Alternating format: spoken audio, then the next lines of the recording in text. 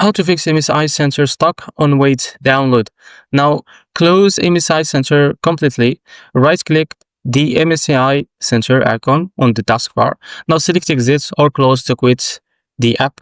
Now open Task Manager. So press Ctrl plus Shift plus Eshik on your on your keyboard. Find MSI Center or related process. Now select them and click End Task. So I will show you how to do that. As you can see in the bottom bar, right click. Now click on Task Manager. As you can see, you can search it here by typing it on it. Now, as you can see, after that, restart your computer. So restart your PC to clear any temporary issues. Now, after that, run MSI Center as administrator. So right click on the MSI Center shortcut. Choose Run as administrator. Now check your internet connection. So make sure your internet is working well.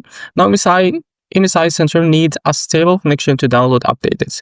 Now finally, update MSI Center manually. It's optional. Now visit the MSI's official website. Now download the latest version of MSI Center and install it to replace the stock version. And this is how to fix MSI Center stuck on when it downloads. And if you found this video helpful, please like and subscribe. See you in this video.